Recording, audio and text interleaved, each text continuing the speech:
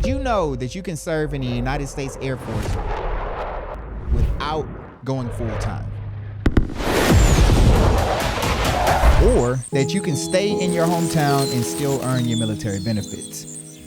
I did not know that prior to joining active duty Air Force. So today I'm going to be breaking down the 3 different ways you can join the Air Force, your active duty, your Air National Guard, and your Air Force Reserve routes. By the end of this video, you'll know exactly which path fits your goals and how to make the right choice for your life. Let's talk the big picture.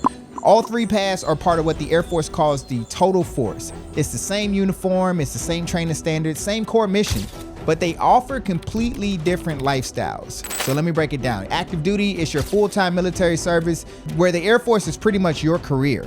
Air National Guard is a part-time in your home state, and you're supporting both the local emergencies and your federal missions.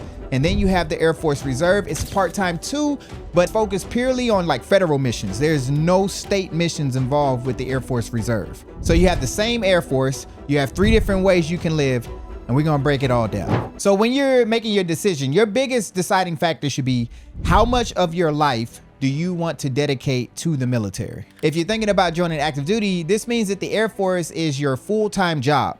You're gonna be working 40, 45-hour work weeks. You're gonna live on or near a base, and you're gonna be subject to worldwide moves like every 2 to 4 years on average. You're gonna get 30 days of paid vacation each year, but you're always on call for the mission. So Air National Guard, they follow the classic 1 weekend a month, 2 weeks out of the year schedule. You're gonna be living at home, you're gonna work a civilian job, or you're gonna be going to school full-time, however you wanna do it, and you're gonna serve at your local unit.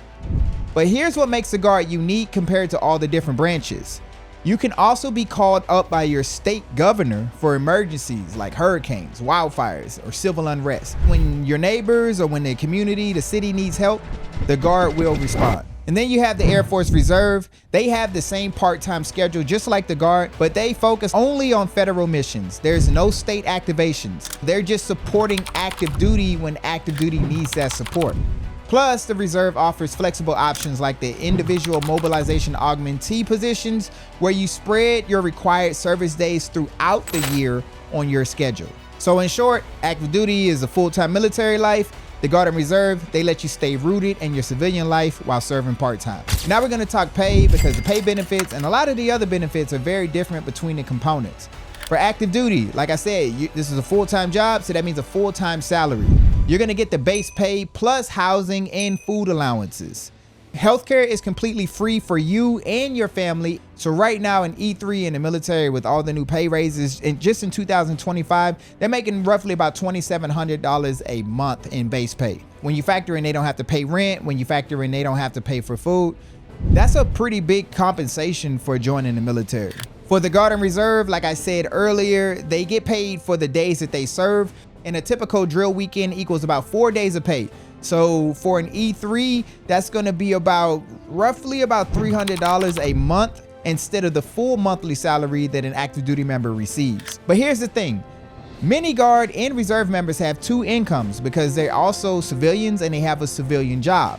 So whatever their civilian job is, plus the extra money that they get from the part-time, that is their combined money that they make throughout the month.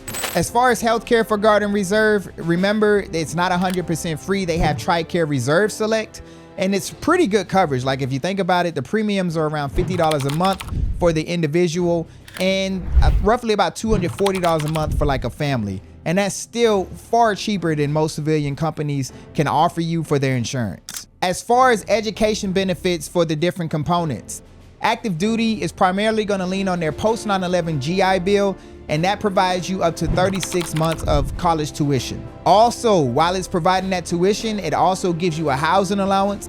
So when you're going to college, you're going to be receiving a check for your local area's housing. In San Antonio, I think it's like $2,000 you're going to be receiving a month to use the post 9/11 GI Bill. The post 9/11 GI Bill is also transferable to dependents, meaning that if I don't use it, I can let my spouse or I can let my children use it. Here's the catch to that. You have to do an additional 4 years in order to transfer those benefits. So a total of 10 years need to be done in order for you to transfer that benefit.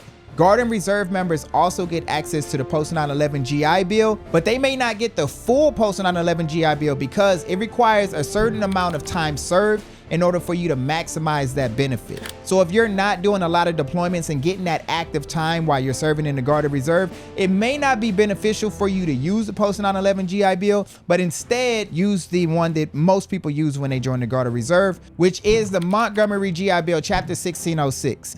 And that equals about $430, $440 a month for schooling. You got to remember that they can do a kicker, which is about $350 extra a month for that Montgomery GI Bill. And that kicker comes with taking like a critically manned job, basically a job that the Guard is having a hard time to fill. If you were to take that job, you can get the kicker and then add that on to the normal payment of your Montgomery GI Bill, and you could be making about $750, 700 something a month just for your education. But hands down, I do believe that the Guard has the best education benefits for members, and that's because of their tuition assistance, and we're about to break that down. So active duty and a reserve, they have tuition assistance. It's the same for both of them. It's $4,500 a year for your schooling.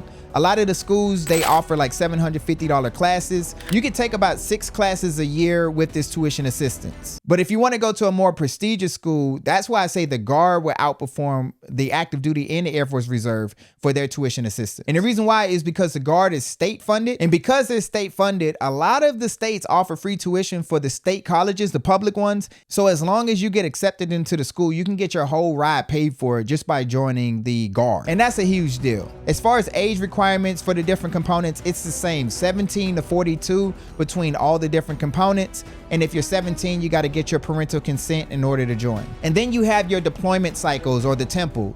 And there's some myths involved in these. You can deploy in the Guard and Reserve just like you can in active duty. Active duty members should expect to deploy, I would say, every 2 to 3 years for about a 4 to 6 month period. But on average, I would say about 2 to 3 years, you should be expecting a deployment. Now, the Guard and Reserve, they do deploy, but it is a little less often. But the policy is no more than 12 months every 5 to 6 years. So many Guard and Reserve members have gone their entire career without being deployed. But like I said, if you're like super eager to get over there, there's volunteer opportunities. You can get your deployment. As far as the promotion rates inside the different components, it is a little bit different. For active duty, you're going to be testing against everyone in the Air Force. So you're going to test and compete against everyone at your rank nationwide. It's a standardized process and it's competitive. There's a high year tenure system, meaning you have to keep promoting or they're going to separate you from the service. The Guard and Reserve promotions, it depends on openings inside of your unit. So if there's an open slot for the next rank, you can move up quickly. If your unit is top heavy, meaning like there's a bunch of people who have stripes and they're not leaving, then those promotions are going to take a lot longer. Another key difference between the components is the jobs and their variety. For active duty, they offer all of the different jobs that the Air Force has nationwide. As far as picking which one you're going to get or knowing where you're going to perform that job, you don't really have that control. The recruiter is going to work with you to try to get you your #1 pick, but you don't really have that control when you're joining active duty. For the Guard and Reserve, you're going to have more control over the selection of your job, but you're limited to the jobs that they have available at that unit. So they're not going to have all of the jobs that active duty has. They're only going to have the ones that support their mission that they're doing day to day. So who should do what? Let's break it down. Active duty, that's for you if you want the Air Force to be your career. You're okay moving every few years, you want full-time military structure, and you're ready to deploy at any time. That's the way you're gonna get your full benefits, you're gonna get your steady pay, you're gonna get that full military experience. It's perfect for like a recent high school graduate, people wanting that adventure, or anyone ready for like full military immersion. Like you're ready to change your life, you're ready to get after it. And you choose the Guard if you want to stay close to home and serve in your state. That way you can help your community during disasters. You can train part-time and still have that civilian career or go to school full-time. It's perfect for college students, people who are trying to figure out how they're going to get their college paid for, those with strong local ties, or anyone wanting to serve part-time while also building those civilian goals. The reserve is going to be for those people who want to serve part-time military service without the state missions. It's especially popular with prior active duty members who want to keep serving, or professionals who want to maintain that military skill and benefits alongside their civilian careers.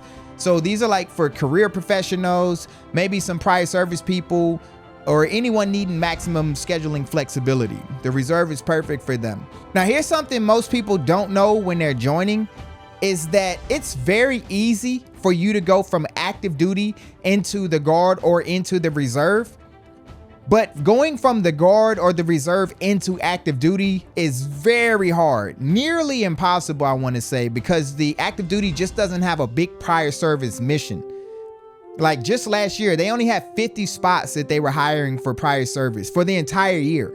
So it's really hard to get back in. I know sometimes people are like, I'm just going to do the guard or reserve now, and then when I get my feet up underneath me, I'll go full time. It's really tough.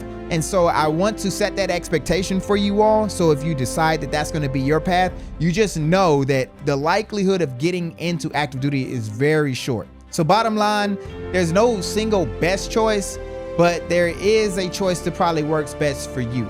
So hopefully this video helped you with that. If you're about to go to basic training for any component and you want to protect yourself from getting hurt, I got a video on the screen right now that'll break down what you should be doing now to prevent yourself from getting hurt while you're in basic training. But like I always say, I hope this video brought value to you. Stay beautiful, stay classy, and until next time, check me out.